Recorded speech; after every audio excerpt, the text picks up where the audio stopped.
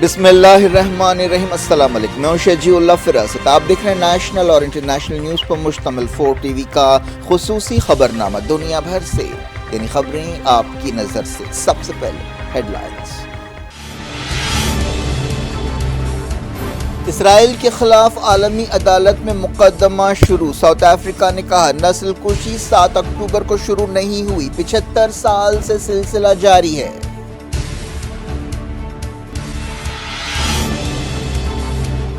اسرائیل فلسطینیوں کو اجتماعی سزا دے رہا ہے، غزہ میں حدیں پار کر دی گئیں، حملے فوری روکنے کا حکم دیا جائے۔ ICJ میں ساؤتھ افریقہ کی دلیلیں۔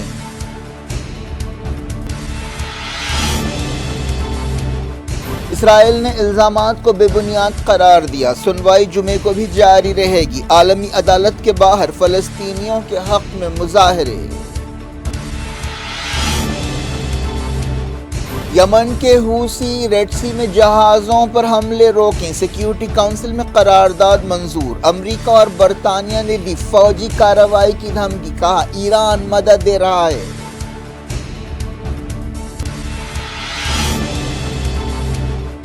یمن کے حوثیوں نے سیکیورٹی کونسل قرارداد کو سیاسی کھیل قرار دے کر رد کر دیا، کہا امریکہ پوری دنیا میں قانون توڑ رہا ہے۔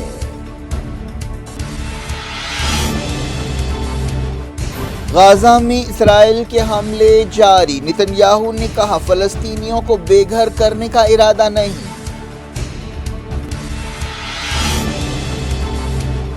فاروق عبداللہ کو ED کا سمن، جموں کشمیر کرکٹ ایسوسی ایشن میں دھاندلیوں پر پوچھ تاچھ ہوگی۔ تمل فلم میں لارڈ رام کی توہین کا الزام، ساؤتھ کی اداکارہ نین تارا کے خلاف جبل پور میں کیس درج۔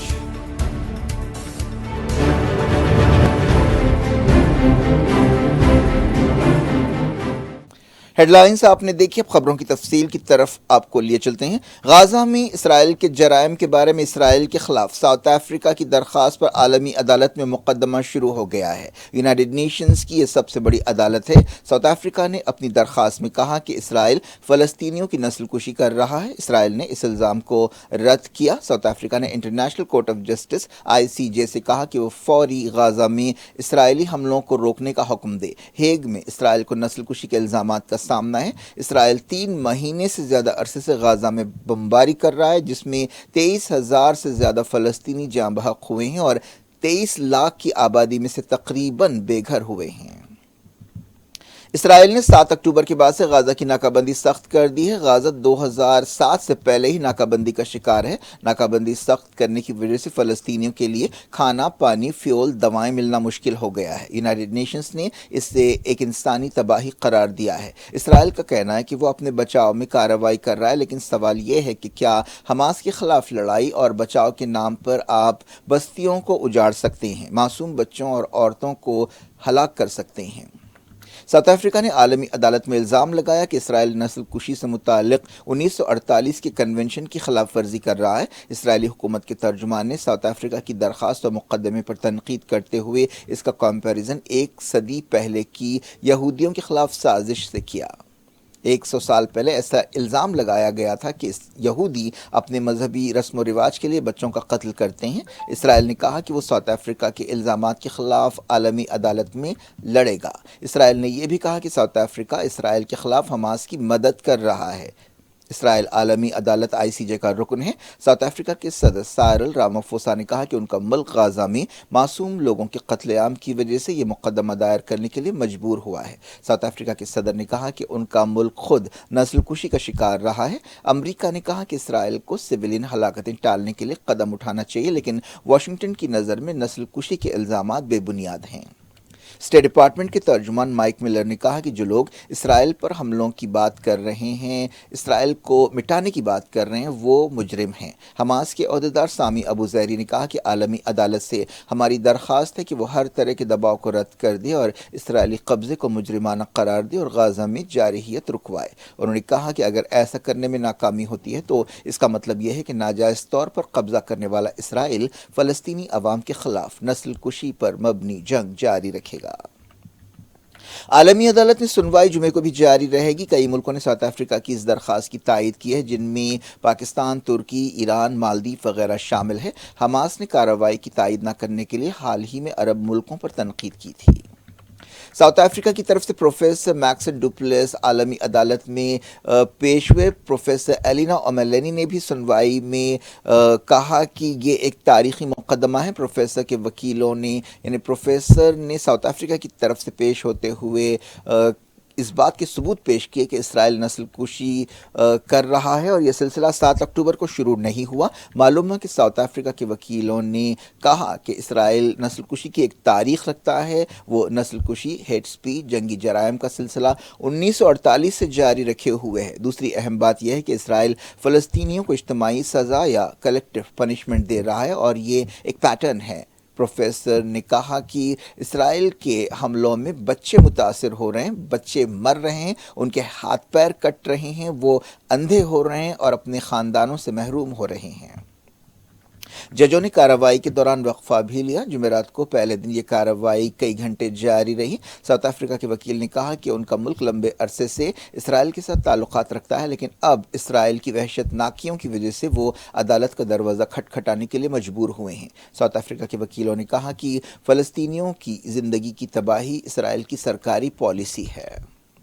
انہوں نے کہا کہ اسرائیل کی طرف سے پیدا بیانیہ غلط ہے۔ انہوں نے نشاندہی کی کہ اسرائیلی پارلیمنٹ میں نسل کشی کی باتیں کی جاتی ہیں۔ پارلیمنٹ کے ارکان نے کئی بار کہا ہے کہ غازہ کا نام و نشان مٹا دینا چاہیے۔ یہ بھی کہا گیا کہ غازہ میں کوئی معصوم اور بے قصور نہیں ہے۔ اسرائیل کے ارکان پارلیمنٹ بے رحمانہ بمباری کی تائید کرتے ہیں۔ بعض لیڈرز نے تو نیوکلیئر ہتھیار استعمال کرنے کا بھی مشورہ دیا ہے۔ اسرائیل کے حملوں میں عورتیں، حاملہ عورتیں، بچے سب کو ہلاک کیا گیا، سب کو دشمن بتایا گیا۔ ساؤتھ افریقہ کے وکیلوں نے یہ بھی کہا کہ دنیا اسرائیل کی مناسب مذمت کرنے میں ناکام رہی ہے۔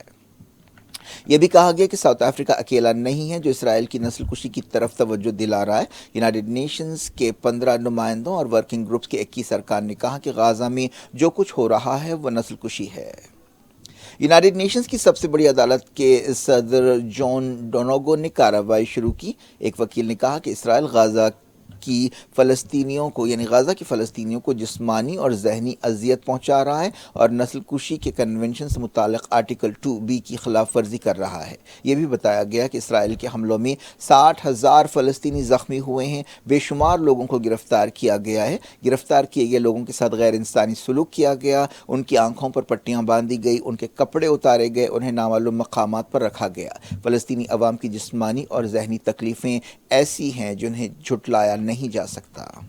ساؤتھ افریقہ کے ایک وکیل نے کہا کہ اسرائیل ایک ہفتے میں 6,000 بم گرا رہا ہے۔ کم سے کم 20 مرتبہ اس نے ساؤتھ غازہ میں 2,000 پاؤنڈ کے بم گرائے ہیں۔ حالانکہ اس علاقے کو سیف زون قرار دیا گیا تھا، کسی کو نہیں بخشا جا رہا ہے، پیدا ہونے والے بچوں تک کو بھی نہیں۔ وکیلوں نے نشاندہی کی کہ UN چیف نے خود ان حالات پر کہا کہ غازہ بچوں کا قبرستان بن گیا ہے۔ ایک وکیل عدیلہ ہاشم نے ساؤتھ افریقہ کی نمائندگی کرتے ہوئے کہا کہ اس کیس کا تعلق پوری انسانیت سے ہے۔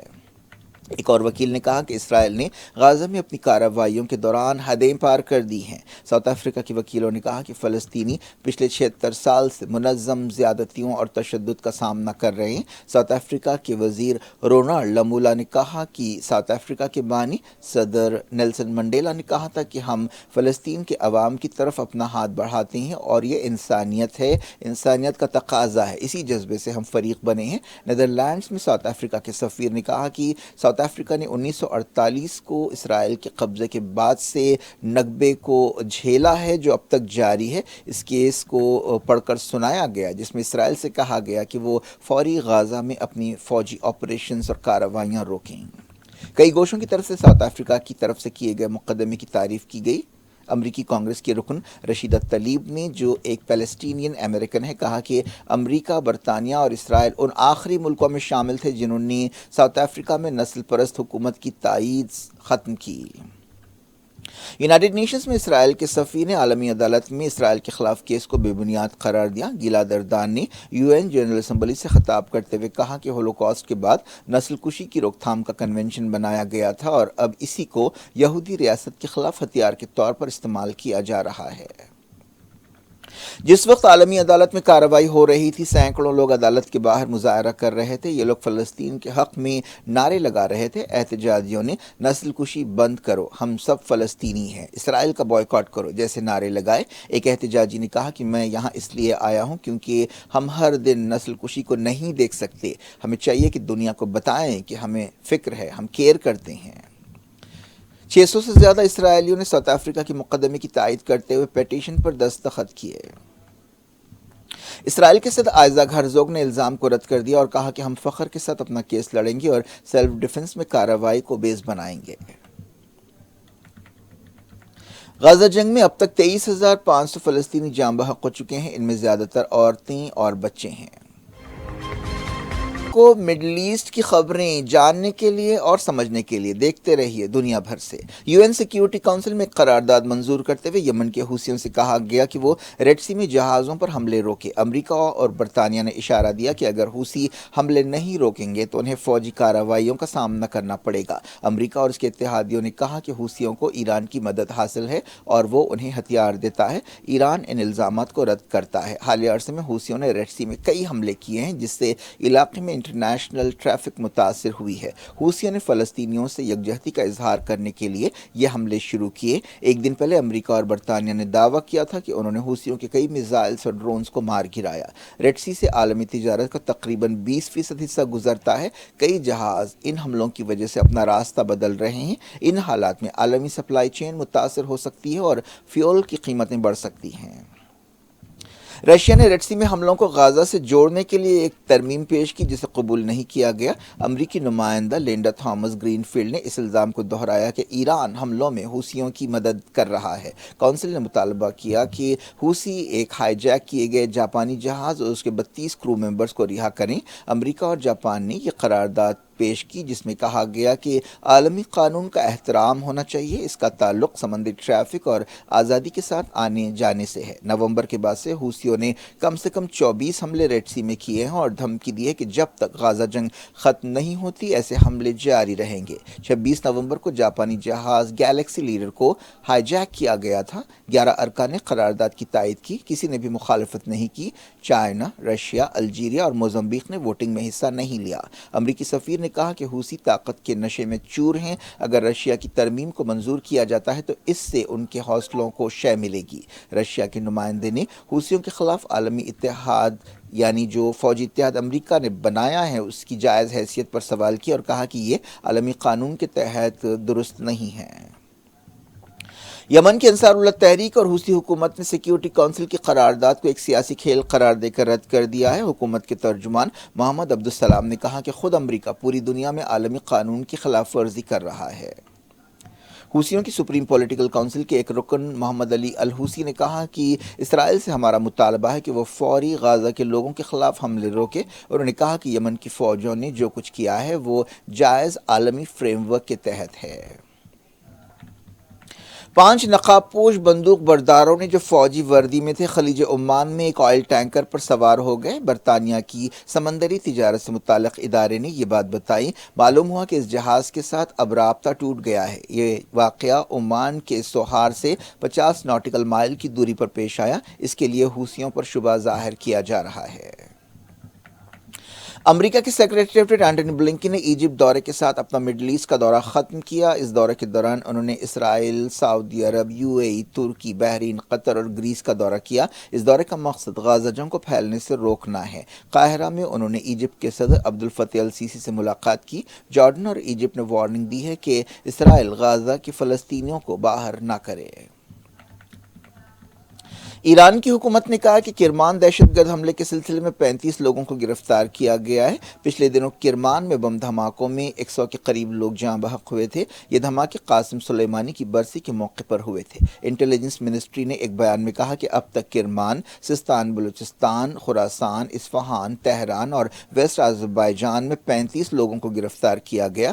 داعش آئیسس نے اس حملے کی ذمہ داری قبول کی ہے۔ ایرانی عہدیداروں نے کہا ہے کہ اس کے لیے امریکہ اور اسرائیل ذمہ دار ہیں۔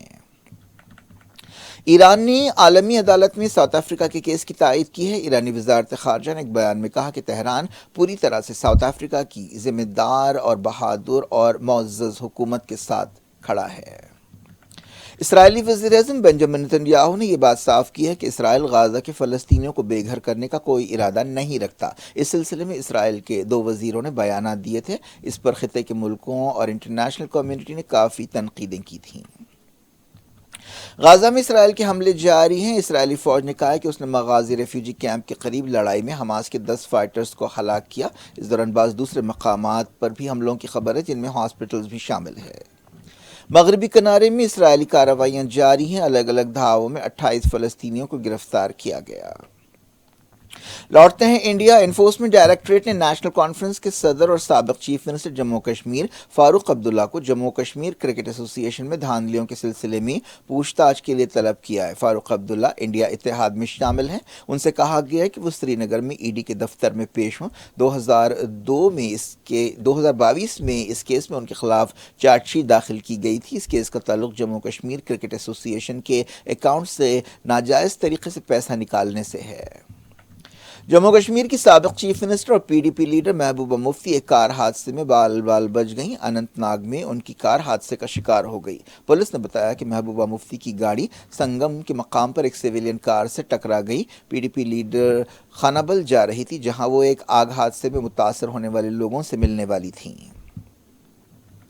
ایک ایسے وقت جب ایودھیا میں رام مندر کے افتتاح کے لیے تیاریاں زور و شور سے جاری ہیں اور بی جے پی اس کیس کو بھنانے کی کوشش کر رہی ہے، ساؤتھ کی اداکارہ نینتارا کے خلاف ایک تامل فلم میں لارڈ رام کی توہین کے الزام میں مقدمہ درج کیا گیا ہے۔ اس فلم کا نام انا پورانی ہے، جو نیٹ فلکس پر حال ہی میں ریلیز ہوئی ہے۔ نینتارا کے علاوہ فلم کے ڈائریکٹر، پروڈیوسر اور نیٹ فلکس کی کنٹینٹ ہیڈ مونیکا کے خلاف بھی شکایت کی گئی ہے۔ جبل پور کی ایک ہندو تنظیم نے یہ شکایت درج کی، جس میں الزام لگایا گیا کہ اداکارہ نے اس فلم میں ہندوؤں کے جذبات کو ٹھیس پہنچائی ہے، لارڈ رام کی توہین کی ہے اور لو جہاد کو بڑھاوا دیا ہے۔ یہ فلم 1 دسمبر کو ریلیز ہوئی اور 29 دسمبر سے نیٹ فلکس پر دکھائی جا رہی ہے۔ پارلیمنٹ کا بجٹ سیشن 31 جنوری سے شروع ہوگا۔ سورسز نے بتایا کہ بجٹ سیشن اگلے مہینے کی 9 تاریخ تک جاری رہے گا۔ وزیر فائنانس نرملا سیتارمن 1 فروری کو عبوری بجٹ پیش کریں گی۔ یہ سیشن پارلیمنٹ کے جوائنٹ سیشن سے صدر جمہوریہ دروپدی مرمو کے خطاب سے شروع ہوگا۔ لوک سبھا الیکشن سے پہلے یہ پارلیمنٹ کا آخری سیشن ہوگا۔ کیا کچھ ہو رہا ہے آپ کی دنیا میں؟ آخر میں ہیڈ لائن دنیا بھر سے ایک بار پھر دیکھیں۔ اسرائیل کے خلاف عالمی عدالت میں مقدمہ شروع۔ ساؤتھ افریقہ نے کہا نسل کشی 7 اکتوبر کو شروع نہیں ہوئی، 75 سال سے سلسلہ جاری ہے۔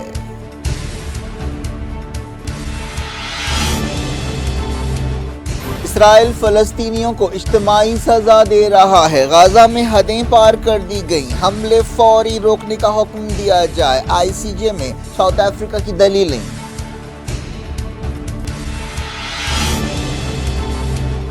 اسرائیل نے الزامات کو بے بنیاد قرار دیا، سنوائی جمعے کو بھی جاری رہے گی۔ عالمی عدالت کے باہر فلسطینیوں کے حق میں مظاہرے۔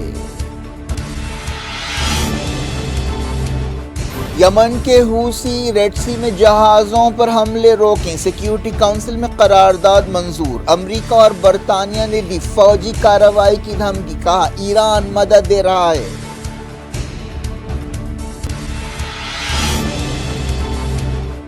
یمن کے حوثیوں نے سیکیورٹی کونسل قرارداد کو سیاسی کھیل قرار دے کر رد کر دیا، کہا امریکہ پوری دنیا میں قانون توڑ رہا ہے۔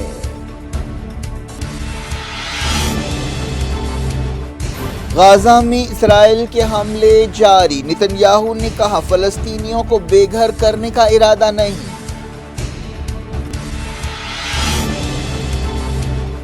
فاروق عبداللہ کو ای ڈی کا سامن، جموں کشمیر کرکٹ ایسوسی ایشن میں دھاندلیوں پر پوچھ تاچھ ہوگی۔ تامل فلم میں لارڈ رام کی توہین کا الزام، ساؤتھ کی اداکارہ نینتارا کے خلاف جبل پور میں کیس درج۔